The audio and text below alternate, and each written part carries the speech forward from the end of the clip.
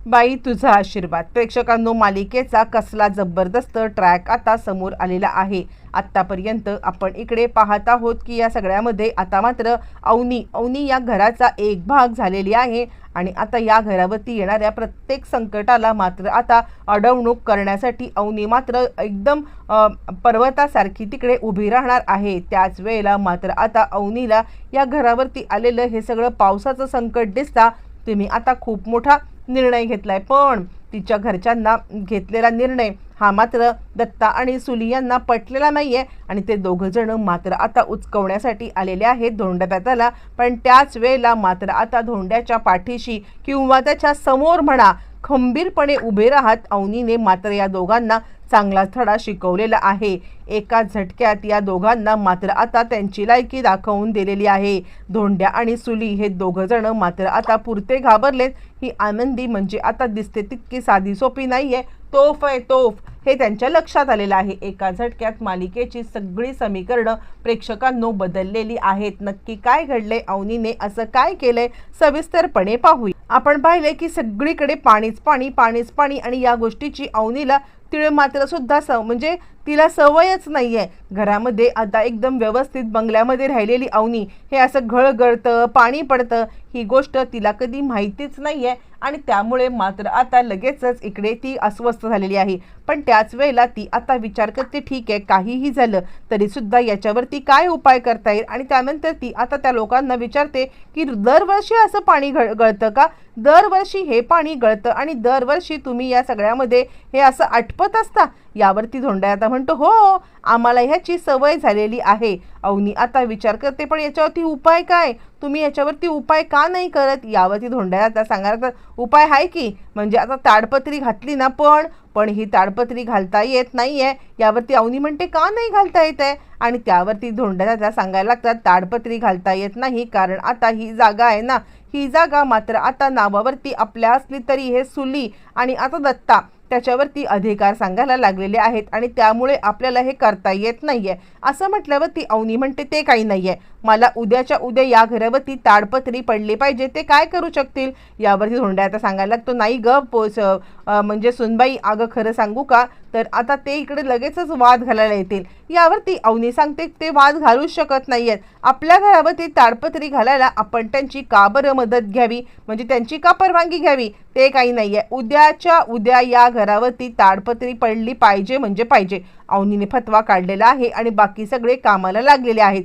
कोणीच आता अवनीला विरोध करू शकत नाहीये. आणि धोंड्या आता सांगतात, सून माझी बोलते ना, करा काय करायचं ते. आता हे सगळेजण धोंड्या आताकडे पाहत आहेत आणि ते म्हणतात, बाबा अहो तुम्हाला माहीत नाहीये का, त्यांना माहीत नाहीये की तमाशा किती सुलुवात त्या करेल ती, पण आता तुम्हाला माहिती. ते म्हणतात, मला नाही माहिती. त्या सुलीच्या नाकावरती टिचून घरावरती ताडपत्री पडलीच पाहिजे. झालं. आता सगळेजण यशोदाकडे आशेने पाहत आहेत. यशोदा, तूच आता या सगळ्यामधून आपल्याला वाचवू शकतोस. तू आता इकडे आता कोमलला बोलव आणि कोमलशी बोलून घे. यावरती मात्र आता यशोदा सांगायला लागतो, अरे पण त्या आत्याचं काय करायचं. यावरती बाकी सगळे कोमलला बोलवतात. कोमलला बोलवल्यावरती यशोदा सांगायला लागतो, खूप मोठा प्रॉब्लेम झालाय, घर सगळं गळतंय. अशा गळक्या घरामध्ये अवनीला आपण कसं ठेवायचं आहे. आणि त्यावरती मात्र आता कोमल म्हणते, मग माझ्याकडून काय अपेक्षा. त्यावरती यशोदा सांगायला लागतो, आम्ही घरामध्ये ताडपत्री घालतोय. यावरती कोमल म्हणते, पण जो काही तमाशा करेल तो आई, आणि आता इकडे आईसोबत तमाशा करायला तो काका सुद्धा आहे. आणि त्यावरती मात्र आता सांगायला लागतो धोंड्या, म्हणजे आता इकडे यशालीचा हात धरतो. यशा हात धरून मात्र आता तिला सांगायला लागतो, हे बघ जे काही आहे ना ते आता तूच या सगळ्यामध्ये आमची आता तारणहार हो, तूच आम्हाला या सगळ्यामध्ये काहीही झालं तरी सुद्धा वाचव. यावरती अवनी म्हणते, हो पण इकडे आता कोमल सांगते, हो पण मी काय करणार आहे, म्हणजे आता जर का या सगळ्यामध्ये त्यांनी आता तमाशा केला तर. यावरती तो म्हणतो, एवढं करू शकणार नाहीस का तू, इतकं तरी कर ना आमच्यासाठी, प्लीज प्लीज अवनीसाठी तरी कर, आमच्यासाठी नको करूस एक वेळ, पण अवनीसाठी तरी आता तुला हे सगळं करायलाच पाहिजे. असं म्हटल्यावरती मात्र आता लगेचच इकडे सांगायला लागते ती म्हणजे कोमल, ठीक आहे मी बघते काय करायचं ते. यावरती यशोदा सांगायला लागतो, एकच काम कर, म्हणजे आम्ही ताडपत्री घालेपर्यंत तू या घरामध्ये म्हणजे या भागामध्ये या दोघांना सुद्धा आता येऊ देऊ नकोस. यावरती आता कोमल सांगायला लागते, तुम्हाला काय वाटते? हे सगळं वाटतंय तितकं साधं सोपं आहे का? अजिबात नाही आहे. ह्या सगळ्या खूप कठीण गोष्टी आहेत आणि त्या कशा मॅनेज होतील मला खरंच माहिती नाही आहे. असं म्हणत मात्र आता इकडे कोमलला तो हात हातात घेतो, प्रेमाने तिला आता आवाहन करतो. म्हटल्यावरती कोमल म्हणते, ठीक आहे, मी बघते काय करायचं ते. असं म्हणत मात्र आता कोमल या सगळ्यामध्ये इकडे निघून गेलेली आहे. ज्या वेळेला मात्र आता कोमल तिकडून निघून गेले आणि त्याच वेळेला कोमल आता आपल्या आईला गोडगोड बोलवत आतमध्ये भुलवते आणि ती सांगायला लागते की हे बघ, मला तुझ्याशी महत्त्वाचं बोलायचं आहे, मी लग्न करायला तयार आहे. असं कोमलने म्हटल्यावरती मात्र आता इकडे तिची आई भलतीच खुश झाले, म्हणजे सुलू खुश झाले आणि सुलू म्हणते, काय तू लग्न करायला तयार आहेस? बोल लवकर, तू लग्न करायला तयार आहेस? आता इकडे तुझे किती आणि कसे आभार मानू मला कळतच नाहीये. यावरती ती म्हणते, हो मी लग्न करायला तयार आहे, पण माझ्या काही अटी आहेत. मला कसा नवरा पाहिजे, मला काय नवरा पाहिजे, हे सगळं जोपर्यंत मी तुम्हाला सांगत नाही तोपर्यंत आता इथून कुठून तुम्ही हलायचं नाहीये. यावरती ती म्हणते, आम्ही कशाला हलतोय? बोल लवकर, तुला कसा नवरा पाहिजे, तुला कसा नवरा पाहिजे ते फक्त सांग, आम्ही बघू काय करायचं ते. असं म्हटल्यावर ती कोमल त्यांना तिकडे घेऊन बसते. तोपर्यंत इकडे घराच्या ताडपत्रीचं सगळं काम आता उरकत आलेलं आहे. ज्या वेळेला ताडपत्रीचं काम उरकत आलंय पण त्यावेळेला मात्र आता सुलीला संशय आलाय की बाहेर कसला आवाज येतोय. पण त्याच वेळेला कोमल मात्र त्यांना बाहेर जाण्यापासून अडवत आहे. तू थांब, नाही ते मला बोलायचंय, मी लग्नाला तयार आहे ना, तरी सुद्धा तुझं आता बाहेर काय चाललंय? असं आता ती म्हणत असताना मात्र आता इकडे सुलूला लक्षात आले की काहीतरी ही मुलगी आपल्यापासून लपवते आणि काहीतरी मात्र आता आपल्याला फसवत आहे. ते काही नाहीये, मला आता बघू दे नक्की हिचं काय चाललंय. असं म्हणत ते तडक आता बाहेर आले आणि बाहेर आल्यावरती मात्र आता पाहते तर काय, हा इकडे ताडपत्री घालतोय आणि ती चिडले. ए, तुला माहित नाहीये का या घराची केस चालू आहे आणि तू ताडपत्री घालू शकत नाहीयेस? आणि त्यावरती मात्र आता इकडे लगेचच आलेली आहे अवनी बाहेर आणि अवनी बाहेर येते आणि अवनी आता तिला सांगायला लागते, 1 मिनिट, तुम्ही हे सगळं बोलू शकत नाहीयेत. आणि त्यावरती मात्र आता हे चौघं घाबरलेत. काय करायचं? अचानकपणे मात्र आता सुली आल्यामुळे सगळ्यांचे धाबे दणाणले गेलेले आहेत. सगळेच जण विचार करायला लागलेले आहेत की हे सगळं काय चाललंय. पण तितक्यातच अवनी येते आणि आता अवनी सांगायला लागते, हे बघा, तुम्ही आता आम्हाला अडवू शकत नाही आहोत. यावरती धोंड्या म्हणतो, सुनबाई बोलते ना, अडवू शकत नाही तर तुम्ही आम्हाला अडवू शकत नाही. यावरती ती म्हणते, ए सुनबाई, तू आत्ता आलेली आहेस, तुला आता माहित नाहीये या घराची केस चालू आहे.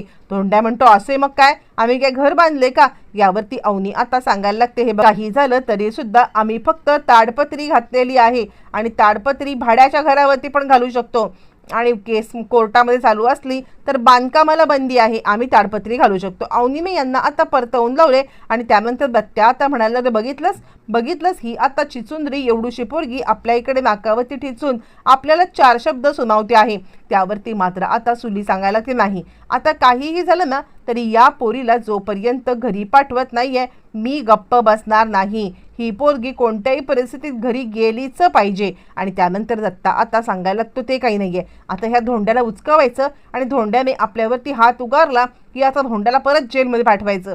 जेलमध्ये पाठवल्यावरती मग या पोरीला इकडून काढणं सोपं जाईल. असं म्हणत हे दोघं जण मुद्दामच धोंड्याला चिडवण्यासाठी म्हणा किंवा धोंड्याला या सगळ्यामध्ये मात्र आता ॲग्रेसिव्ह करण्यासाठी म्हणा मात्र आता खूप मोठा प्लॅन करतात, जेणेकरून धोंड्या चिडेल आणि धोंड्या चिडून काहीतरी उलटं पाऊल उचलेल आणि उलटं पाऊल उचलून धोंड्या या सगळ्यामध्ये अडकेल. आणि त्यासाठी मात्र आता इकडे दत्ता युक्ती करतो आणि दत्ता युक्ती करून आता पुढे आलेला आहे. ज्या वेळेला मात्र आता सुली आणि आता मात्र धोंड्याकडे चालून आलेले आहेत. धोंड्याकडे चालून आल्यावरती मात्र आता दत्त्या सांगतोय, तुला सोडणारच नाहीये तू, आणि शिव्या द्यायला लागतो. उगाचच घाणेरड्या शिव्या दिल्यावरती मात्र आता धोंड्या चिडलाय आणि तो दत्तावरती धावून आलाय. दत्ताला हेच पाहिजे, तो आपल्या अंगावर धावून आला पाहिजे आणि आता या सगळ्यामध्ये त्याला जेलमध्ये पाठवायचं. पण त्याच वेळेला अवनी तिकडे येते आणि अवनी सांगायला लागते, मगाशी सुद्धा आता तुम्ही हे करत होतात ना तेव्हा पण मी व्हिडिओ शूटिंग केले आणि आत्ता जे काही तुम्ही असं अंगावरती धावून आलात ना त्याचं सुद्धा व्हिडिओ शूटिंग मी केलेलं आहे.